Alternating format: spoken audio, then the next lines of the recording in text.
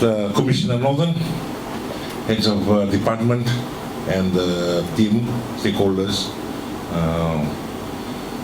DPC, and we have the most senior guys in the Fiji Police Force, Mr. Mishra and Major Mamau. First of all, Vanua Levu for the welcome that has been the brief this morning. On Monday, as we were leaving the State House to go in open Parliament, my mind was going. And I was going to sit at the seat where the deliberation, where the laws were made. And I had to sit and address them. And looking at the members of Parliament, the whole set of pair of eyes looking at me. And my mind went back. And I was kind of a bit scared. I had butterflies. But as I sat there, I pictured myself sitting here and everybody else. That's why I was confident. So, to be honest, the Commissioner and everybody sitting here, you were part of my journey to the State House. You gave me that experience, you gave me the confidence, and you also gave me the knowledge to be able to stand up at that level to fight for the Northern Division. And I've always go with a few cards under my sleeve when there have been asked questions and that, but I've always told them the North is always the North. Because one, we have proved ourselves through the leadership and the containment that you, a distinguished gentleman sitting and ladies sitting here today, that we have managed to achieve so much that not only in Fiji, that I met through to the regional, I would say, when we have been having COVID, and then Yasa and Anna came, and then COVID came again. But thanks to you, Commissioner, Major Mamau, and Divisional Police Commissioner, and all the stakeholders, all the heads of department, you were all part of that. And also to the media team there, the Fiji Sun, Fiji TV, and the Fiji Times, for the positive, I would say again, positive reports, positive news that you've been given, throwing to the people of Fiji that, you were all part of that. And, I remember some nights, Commissioner calling me and asking for my advice. I remember telling him, the ball is in your court. You are the one that is running this. Make sure you keep us, don't get us infected with COVID. And I'm thankful for him to,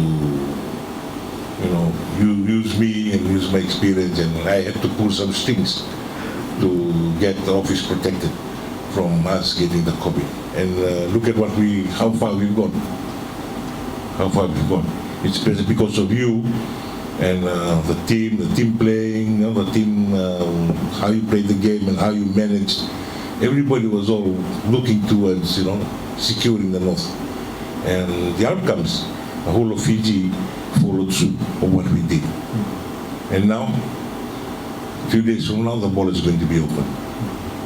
But if you note my address to Parliament, even though that the borders are going to be open, but we must still keep the COVID precautions very tight and safe. It doesn't mean that we have to put our guards down. We really have to keep it up. The COVID is still out there. But then note that from the brief this morning that still we're in the 90s on the vaccination. I think we need to put more pressure on that to ensure that we hit 100%. And now we're getting this vaccination for our young ones. And that's going to be another challenge for you, ladies and gentlemen sitting here. How will you convince these kids and convince their parents? It's going to be a challenge, but I'm positive. I know with the skills and the knowledge that you have used to approach these communities, I think we should put a target to make sure that all our kids are vaccinated. Seriously, sitting in Suva and listening to the briefs and discussions that I've had at that level, we need not to take this thing lightly. We really need to take this thing very, very seriously, because it's not only it's a threat. It's a threat to us, and I wouldn't want to be the one to be answerable to them. So I know that sitting at the seat of leadership at the State House, I have my two most trusted colleagues, Madam the Official Secretary and the AD Camp. But then again, I have everybody here in the North. All you good people there, you are always behind me. So it is my prayers that we will continue to achieve those challenges that have been presented to me on the way forward. And if there's anything that I will advise or leave here, one thing that my dad told me, before you do something, before you make a decision, try to feel it first. You think, feel it, and then you do it. That's one of the main things that has got me this far. And being young, I was joking with the honorable speaker the other day that I was calling him sir, and he said, no, we are the same, we are both presidents. But though I'm the former president. But then again, the admiration and the respect will always be there. Even though I'm the youngest president, but still, I have a lot to learn. But for me to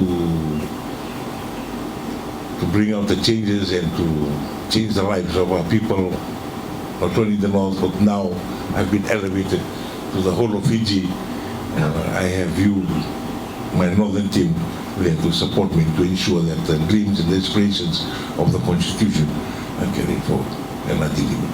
With those few words again, from the bottom of my heart, for me and Phil, who's not here, he's just gone down to check the guys in the village. My grandkids sends their regards. They're the ones manning the residents in Suva.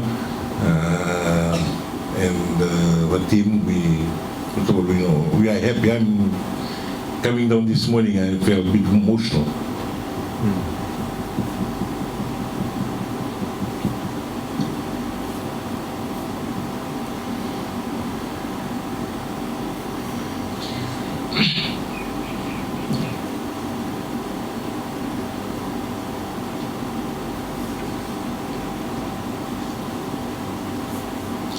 That I left as a normal citizen and coming back as a first citizen, it's very emotional for me. Never thought, never dreamt, but I was confident that it was all you that took me up there. And again, with those few words, I'm still humbled and I'm thankful for the support you've given me. The Division Development Plan, the Green Growth Framework, and the Household Income Expenditure Survey.